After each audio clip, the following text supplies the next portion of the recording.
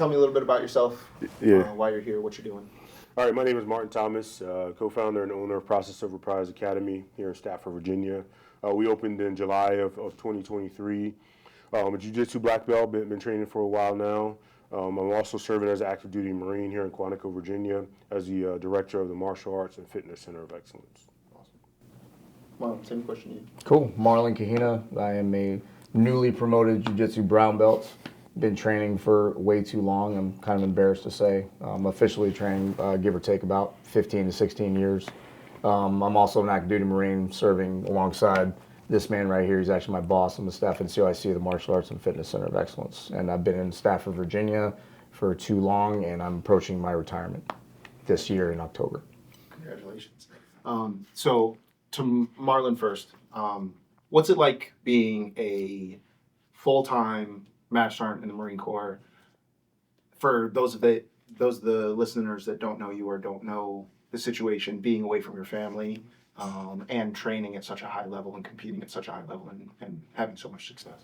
Okay, that's a fair question. So about last year, when we had decided that this was going to be my last rodeo, we went ahead and we made the decision to sell the house, move the family. We actually found a nice spot in Lake Dallas, Texas, where the kids could actually thrive and actually continue to perform as they've been doing. And my wife was able to actually continue working in her job that she had here remotely. So we went ahead and jumped on it.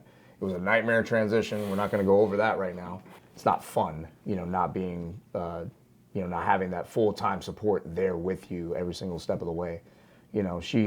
My wife and my kids, they've been amazing. They've been so great, so much support, over FaceTime, over whatever time I get a chance to talk to them. And honestly, this place is kind of been like an escape for me, kind of like an escape from reality. And just coming here and putting the work in every single day, making sure that we're keeping the sword sharp, and just knowing that I always have that constant cycle that I can always revert back to. It's just you just plug yourself in and it's just let it go, So it's challenging, but it's I wouldn't have it any other way, to tell you the truth. Awesome. So Martin, similar question. What's it like being a director of the MAFC, being full-time, running a full-time business, and prioritizing time for the two little girls and your wife? How do you manage it all? Yeah, it's both tough and rewarding. So I kind of break it down into compartmentalizing the way I kind of see life. My 9 to 5 as a Marine, as a director of the Martial Arts and Fitness Center of Excellence. To me, it's fun. The only complaint I have is I'll be 42 here in August. I wish I was there like 5 to 8 years before, because it's an awesome group of Marines. To be surrounded around Marines who push themselves daily, who strive to get better daily. I'm just there as the old guy, trying to keep up and kind of offer my experience in the Marine Corps. This past January was 21 years for me. So I try to offer from a standpoint of experience and knowledge, ways for them to look for the future and to get better. So it is, one of the most rewarding jobs I've had. I'm an infantry officer by trade. Next to this job, being a company commander in an infantry company was the funnest job I had. But this one is kind of, even for my infantry brethren, this one's starting to surpass a little bit. And then kind of breaking down, time with my family in the academy. That is awesome as well. My kids, my wife, everybody, trains. So it's awesome to have this as a hobby that we all do together. My kids started off in Jiu-Jitsu, and my oldest is doing primarily Muay Thai now. You guys have heard me say for the longest, I try to get my wife on the mats. I had really stopped asking her, and then out of the blue, she started training. So having them help to support my dream, us having it as a hobby has really brought us closer together, because we all understand seeing them go out and compete, seeing them train and get better as a family. It's been super rewarding. And then the kind of bin of the academy, to me it's no real separation, because I go to work and I'm around fitness, martial arts, with the Marine Corps twist on it, focusing on an adversary.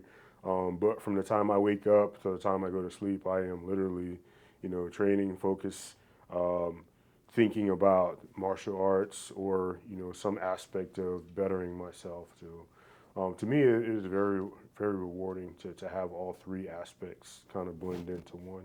Okay, awesome. So, next question, more so because this is what people really want to hear about.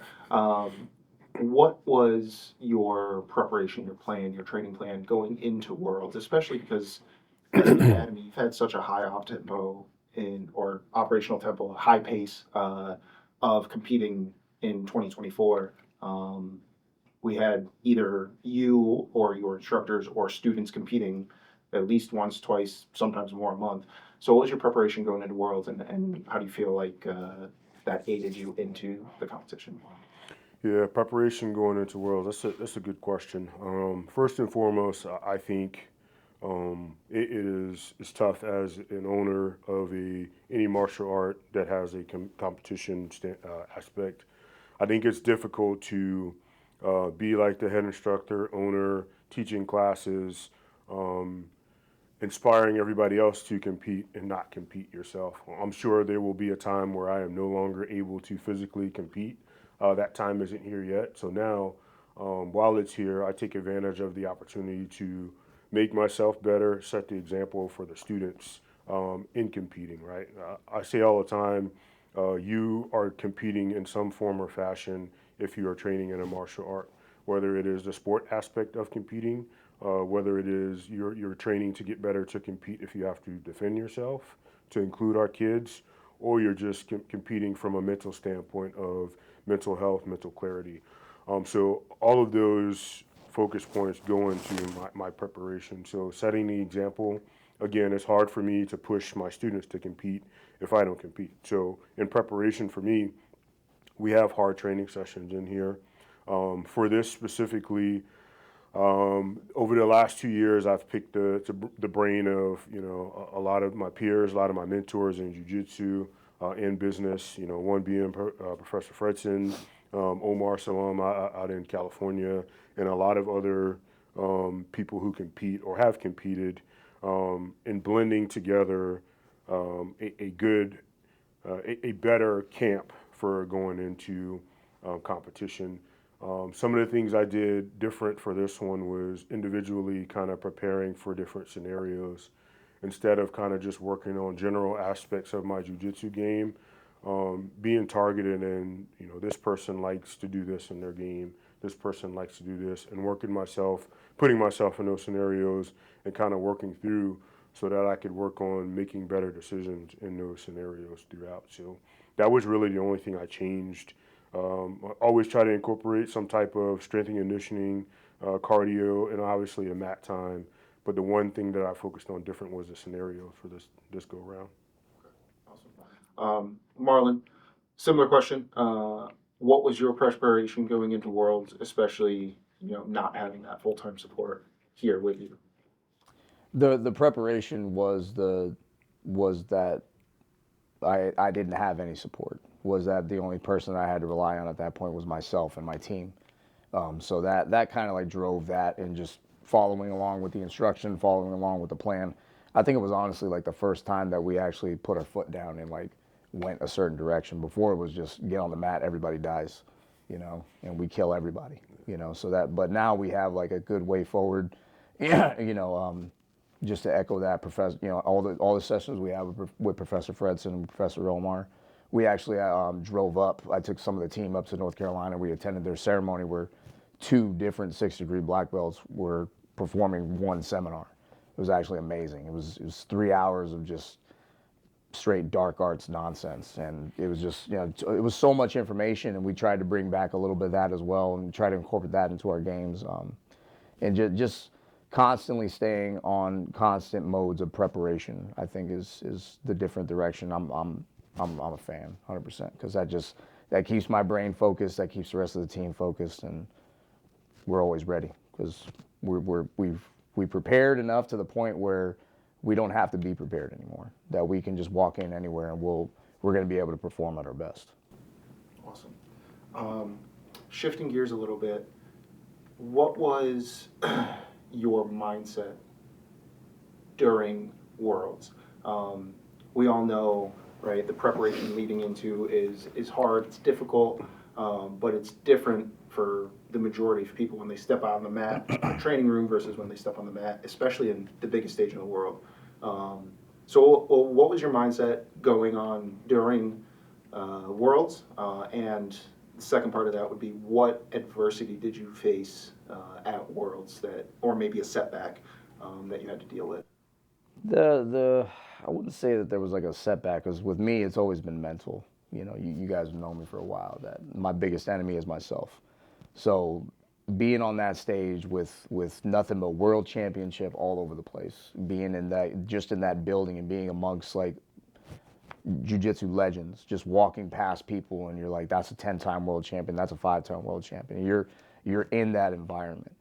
It's you have like a heightened sense of clarity, I think, that you're just like, you're able to focus on the moment specifically, and as soon as you step on the mat, you know, it's like, yeah, you're gonna have those butterflies. Everybody's gonna have those butterflies. I've been competing since I was a kid, and it's never gonna not be present. But when I think that having that clarity of having that sense, you know, when you promoted me to purple belt, you know, the first thing he told me, my first competition, we went out, because I was scared out of my mind. I remember that. I was like, I don't belong here. This belt should not be around my waist. And the first thing he told me was, you belong. And the rest is history, you know. So that's just usually what goes through my head a little bit, and then, you know, I'll get down, say a prayer, just make sure I stay protected, and then it's ready to go, you know. Because like I said, the preparation in here is really where the medals are won. We like to say that a lot. Like, you win the medals in the training room, you just go collect them, you know, when you go to the tournament. So you know, it was extremely disappointing. I'm not over it yet, but it's you know, having a second place finish, I had to take a step back and be like, you know what, there's only one guy in my division in the world that showed up that day that was better than me, you know. So that's something to be proud of, you know. And then the open class was something that, it's a whole other issue, you know. I'm not going to say it's kind of inappropriate, but, you know, being able to compete in both divisions and actually being able to medal at that level just shows a testament of what we're doing here, you know. And that's all I want to be. I just want to be an example of the work that's being done here, the work's being done at the MAFC, you know, because with all that support, without the Marines keeping me sharp, without my teammates keeping me sharp, I wouldn't have been able to perform the way I did. So it goes back to the preparation again.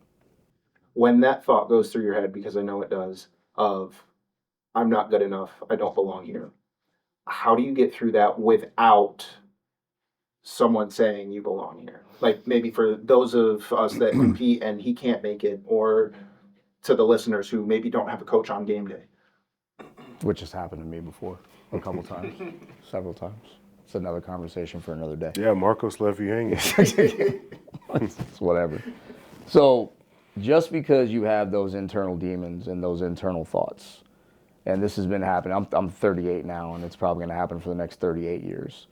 Until you make a conscious decision to take a step back and look at the whole big picture and understand that no matter what happens, regardless of whatever the result might be, if you understand that as long as you put your best foot forward and you're actually executing everything that you can to the best of your ability, you can't lose. You can't. If somebody's better than you that day, then they're just better than you that day. That doesn't necessarily mean that you don't deserve to be there or you don't lack the skills that's capable. All it means is that you just got to get back to work and make a little adjustments, work a little harder, or whatever the case may be. But if you actually put 100% effort into everything that you do in that specific moment, you're unstoppable, in my opinion. Regardless of the results, regardless of what happens, you know, for the background at Worlds, I lost a 0-0 point total, one advantage apiece referee decision that was literally decided with the last 30 seconds of the match. And I lost the decision. So at that point, yeah, the mistakes were made, and, you know, we can go back to the tape and look at everything. But that performance was, at that time, was the best that I could do. And it's just, I have to be satisfied with that. I think that's really the key, is you have to be satisfied with it, which I suck at, obviously, you know. But no, I'm a better advisor, not taking my own advice. You know that about me. Just because, we push each other so hard and we have those expectations, but we only have those expectations because that's what we expect of ourselves. And just because you don't reach that level doesn't necessarily mean you don't deserve it. I've been around the block too long, and this man keeps me in line. To remind me, like, yeah, you belong, and there's a reason why you're here. So again, having that clarity and that mental outlook, that's what's really going to help. Is who cares about the result? Just go out and do what you can, do what you know how to do what you've been trained to do, and the rest will take care of itself. Okay, so segueing, same question to you. What was your mindset being on the biggest stage in the world to achieve what you achieved and win the biggest title in NoGi Jiu-Jitsu? Yeah, mental state going into NoGi Worlds. So I've been there multiple times before. I've done from purple belt all the way up to black belt. I've competed in both NoGi and Master Worlds. And oddly enough, the first time, medaling is my first time. So this time getting gold was my first time medaling ever. I've gone there, left empty-handed multiple times, won one or two matches and lost. But this time mentally going in, I was, I don't know what to attribute it to, but I was way more confident in myself and my abilities. I think part of it was being focused in my preparation. Part of it was the team. I spent some time. Normally, I would go a day or two before. We went a little earlier, and I spent more time with Fredson this time before going in. And he sat me down and told me, it was like, hey, this is your year, man. I've been watching you. Your game has been developed. He's like, you get past the first round, man, and you go into the top. Literally before we even stepped on the mat. He's like, you make it past the first one, and the gold is yours. And surely he came after I won that first match and told me the exact same thing. So mentally going in, I think my mindset was of more clarity, more confidence, which made, for me, it just kind of took the pressure away going into that first match. So. Okay, awesome. What adversity did you face, mentally, physically, emotionally, spiritually, during Worlds, especially maybe for those that are listening that don't know, especially because your first opponent was a former world champion. That's a huge mental battle, I'm sure. Sure. But what adversity did you face while at Worlds or prepping for? Yeah, I kind of categorize it as like staying out of my own head, we commonly say. So I think the biggest adversity was just the mental aspect of staying calm, staying confident, not getting consumed by like who's in the bracket and all and seeding and all that stuff. Just the mental aspect of maintaining, going there with a game plan, going there and for me, like not hesitating from the moment we slap and bump and go. Like I think before going in, I was very conservative, like trying to, over strategize, focusing on like saving energy for the next matches. But I just continue to tell myself, if you don't win this one, there is no next match. So I think overcoming like that, the feeling of wanting to like, take a step back or conserve or hesitate. So that was kind of the biggest adversity piece for me. Awesome. So now Worlds is over. We're back to normal, if you will. What's it like being, on top of the world, if you will, medaling at the biggest competition in Jiu-Jitsu, and now we're back to everyday training, right? Yeah. Is it cool? On to the next one. We got Virginia Open. We got Pans, right? Or is it glad to be back? Or is it maybe a little bit darker because now you're not in such a high place anymore, and it's just back to everyday? It's good question. Like life after winning Worlds. Yeah. I gotta tell you, at first, man, it was surreal, man, to like go through each round and like get my hand raised and make it to the finals, and then be like, man, this is it. Get to the podium. Like I'm like, man, I'm first place. But me being my hardest critic and a pessimist that I am, as soon as I stepped down from the podium, I took my medal off, I rolled it up, put it in my bag, and was like, what can I do to get better? And the first thing I said to myself is, you won by points, but you didn't get any submissions. So how do I have a more dominant performance? And And at the same time, I'm like, man, I should enjoy this because I've been here before. I've been the person who's come to this tournament and left empty-handed, losing the first match or, losing in the quarterfinals before making it to the semifinals. So I tried to do both. Try to enjoy the moment, appreciate all the work leading up to it, appreciate all the support of my teammates, my family, the friends who were sending me messages as I'm going, everybody who was following the brackets, but at the same time, being a realist to know that there's things that I could do to get better as I continue to compete more and just better myself. So. Same question to you. What's it like, life after Worlds? Oh, I went into a dark place. I'm just kidding. I honestly, we sat down, we talked about it, we looked at the film. We had a lot, and it was a lot to process because it was that was kind of the culmination of like the whole year essentially. And I had an injury, and I was unable to participate in Master Worlds, well, in the NoGi Championship. So that was kind of like my highlight of the year. I refused to take a break. Got yelled at because I refused to take a break. And just immediately just immerse myself in correcting all of those deficiencies and getting out of those situations that I was put in. Had a lot of success at this past IBJJF in Dallas, triple gold.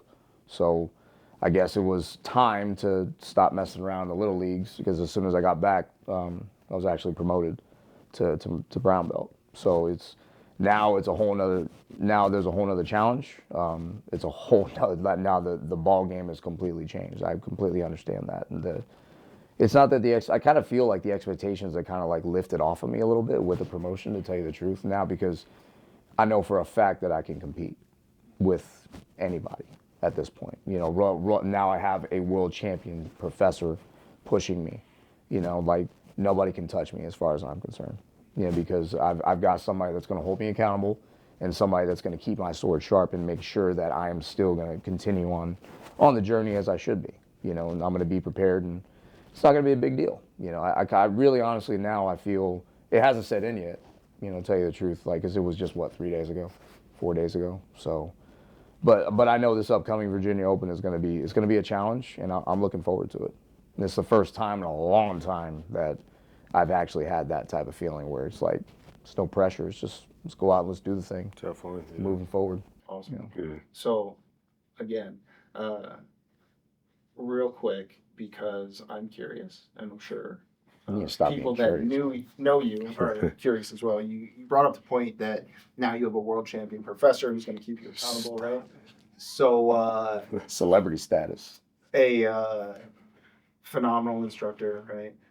But how are you going to continue that growth cycle when you move? What's next, right? Because you said you're retiring this year, you're moving shortly. So what's that look like? Here we go. All right. So FaceTime session. Yeah. Ever since I was a blue belt,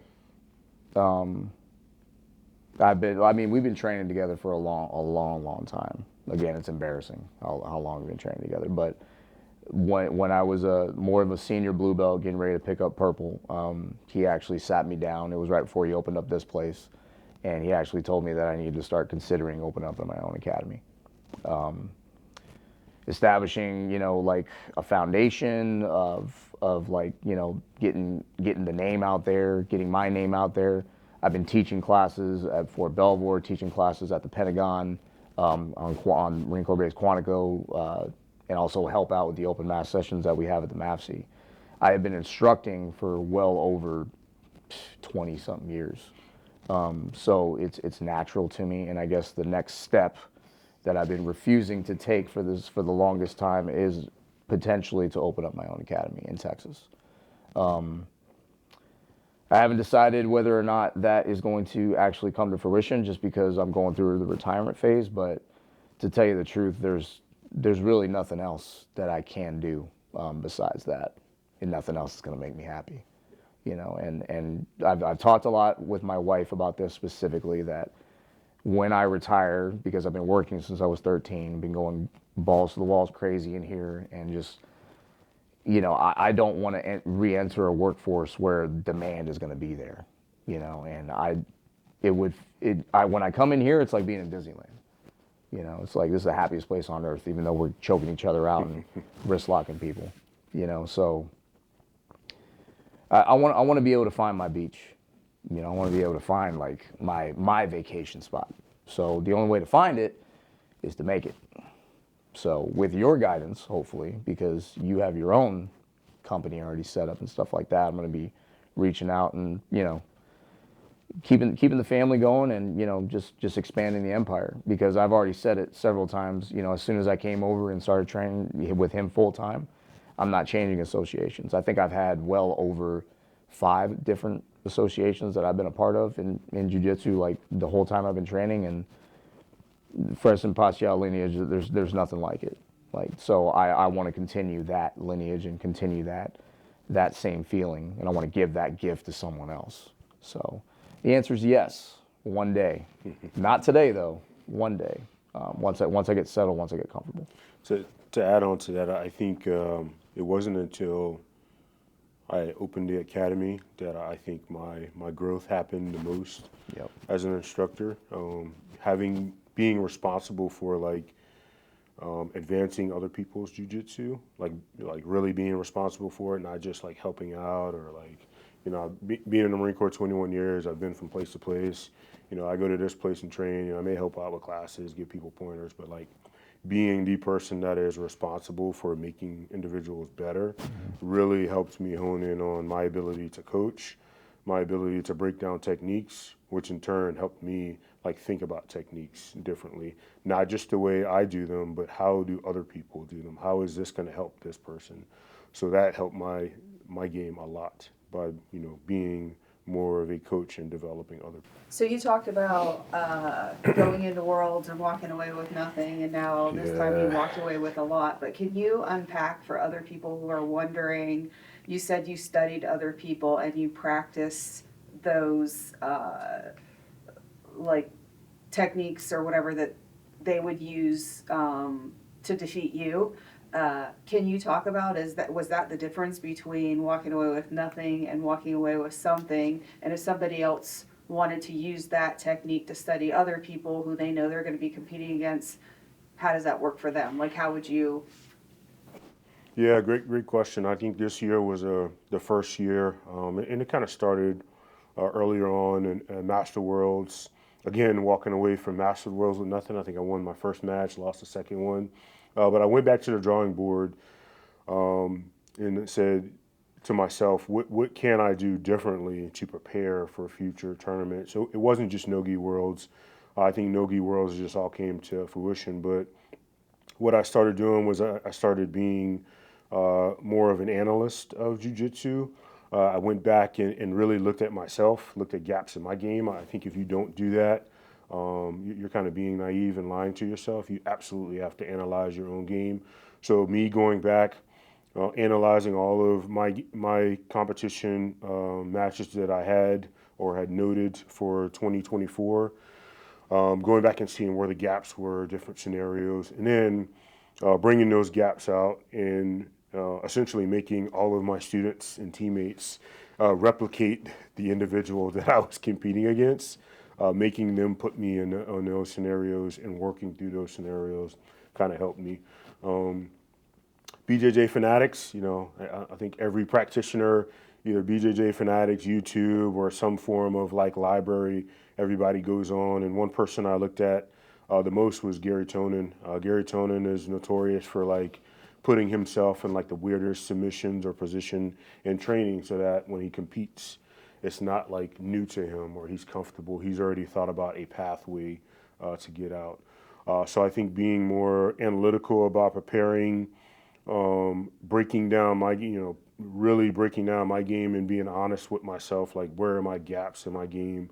Where are people scoring on me? Where am I getting stuck? And then taking those and pulling them out and training and putting myself in those situations, I think is what helped me the most. You're also training in other ways and you're watching your diet. Yeah. I mean, how important is that aspect, your food intake and training in the gym? And I mean, how are you balancing that? truth comes Yeah, out. so total preparation, I guess, is what I'll kind of categorize this question. I do not subscribe to the Jiu-Jitsu as 100% technique and, or I should say 90% technique, 10% like strength or weight. Like there is definitely aspects of nutrition, strength and conditioning, cardio, energy levels, all of that stuff plays a factor, and I break them all down when I'm not focusing on a competition. So for me, preparation starts like really preparing for a competition starts like 30 days out. Up until that point, I'm training, staying consistent, maybe working on some new pathways to techniques. But a month out is really when I start honing in on what didn't I do well in the last tournament, or what positions, techniques, submissions have I not visited in a while, just making them fresh. But also I am focusing on my conditioning. So normally for me, I'm cutting about 10 to 12 pounds to get in. If I'm doing gi and no gi, because there's a difference in the weights, I'm probably cutting about 10 to 12 pounds to prepare. So 2 weeks out, I start honing in on my cardio more, less strength training. But a month out, I'm focusing on mobility. For me, I train. I focus on like training, getting rounds in at least 3 days a week. The other 2 days, I'm focusing on strength training and cardio, and then I have rest days. Wednesday and Sunday are my rest days, active recovery. I'm doing stretching, foam rolling. I try to go and get some physical therapy done, all of that stuff. But for me, nutrition is enduring throughout. I really don't. I don't eat a lot of fast food. I don't eat a bunch of junk food. So for me, when I hone in my nutrition, it's really just the last minute preparation, managing for the weight cut. But you have to factor in everything. If you think you can just go roll 7 days a week, 3 times a day, and then your jujitsu just gets better and there's no other aspects, you're fooling yourself, because all of it plays a part. You've won at the biggest stage in the world. You've opened your own academy. You're going on 2 years, not quite there yet. July of this year, I believe, is 2 years for you with the academy. So, in a sense, like everything's looking really well. Like the academy's flourishing, you're flourishing, your students are doing well. What's next? Yeah. So what's next for me? Going back to your question about the feeling after winning, after you know being high, enjoying the moment, thinking about how I can get better. The third thought that went through my mind was, now I have to get a NoGi World Championship, was my immediate thought. So I think the next big preparation competition for me is going to be Masters Worlds here in August. Outside of that, for me, I'm at a point now. I think I'm being a realist. 42. I'm probably on the down swing of my competition career. I always told myself at the age of 45, I was probably going to cut off competition and then just focus holistically on other students. But outside of my next goal of getting a Masters World Championship in the gi, I think just helping all the students achieve their goals. I know we have a lot of students that also want to be world champions. We have students who want to be MMA fighters. We have students who want to be ADCC champions. So all of the above. I think the sky is the limit for all of our students, and I just want to be a part of it and help them achieve their goals. So as I'm on the downside of my competition career, I think the next logical step is just helping everybody else navigate through theirs. I think you brought up a good point, and my last question here. You brought up the point of being on the downside of your competition career, right? Yeah. I know for a lot of people, especially in the military community, like being in the military is like their entire identity, right? You've been in the military and competing at a high level now for 15 plus years. What's it like mentally seeing the finish line there? Like how are you preparing, or if you are, to deal with that mentally? Like obviously it is a very large part of your identity because Yeah. you opened up a jiu-jitsu school. So not being able to, or not choosing not to compete anymore, what's that like? Yeah.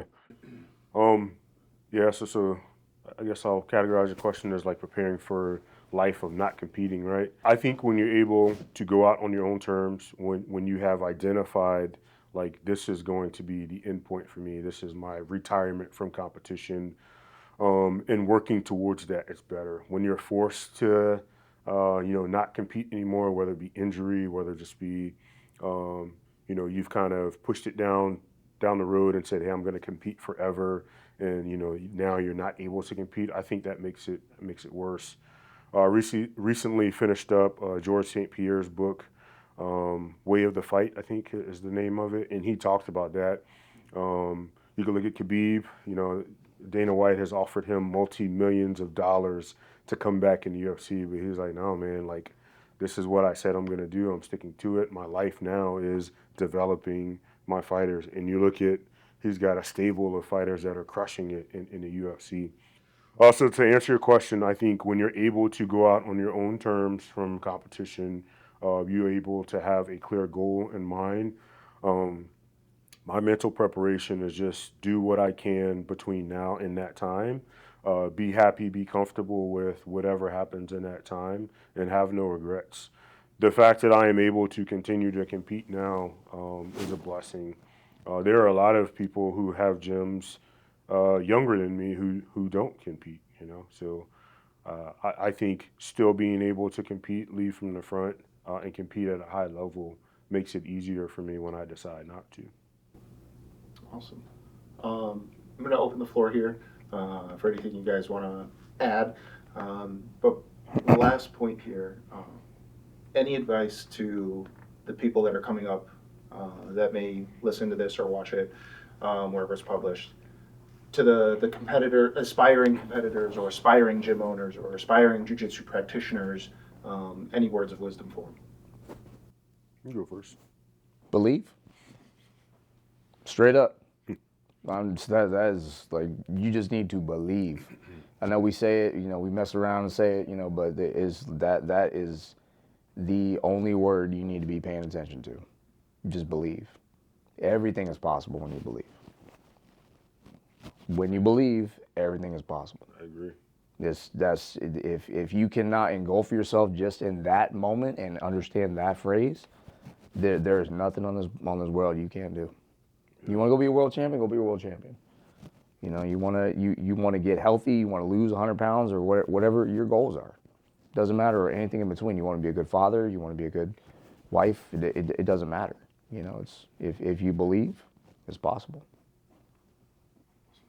Yeah, one thing I'll say is specific to the competition aspect. A lot of people train jiu-jitsu and are afraid of competing. I would just encourage people to not be afraid of competition. Competition tells you a lot about yourself. Similar to your first time doing anything. I don't think you're ever going to be ready for the first time of anything until you try it, right? There's a reason that it's a first time, right? You work through all of the physical, mental, emotional aspects of whatever event. And then you learn a lot about yourself, right? And then you take those lessons and bring it back and you just get better at it, right? For me, the main reason I still compete is like to just keep myself accountable and honest, right? Competition to me is like the purest form of self-assessment. You work on these techniques, you work on this, whether you're battling adversity of staying healthy, your nutrition to make weight, just being on the mats, whatever. Like you go out and compete, you learn about yourself, you get a chance to be evaluated, compared to somebody else. You take those lessons and then you bring them back. To me, the Academy is called Process Over Prize for a reason, right? Mm-hmm. The prize being the medal that you get at the competition. That's great. That's awesome. You feel great about it. But to me, I learned more about myself in that process leading up. Am I staying true to my game plan of preparing? Am I staying true to my nutrition that's going to give me energy or not give me energy when I go to compete? Am I staying true to myself? Am I doing what I'm asking of my students in that process to prepare, right? Some people can't say that. Some people cannot say, yes, I'm doing the exact same thing that I expect my students to do when I ask them to compete, right? So for me, the process in itself is what I enjoy more than going to the tournament and, you know, getting my hand raised and collecting the medals. We got a wall full of medals around here. Those are cool, but the time that we spend on the mats when it's hot in here, when you want to quit, when people just want to stop training, that to me is like the best moments.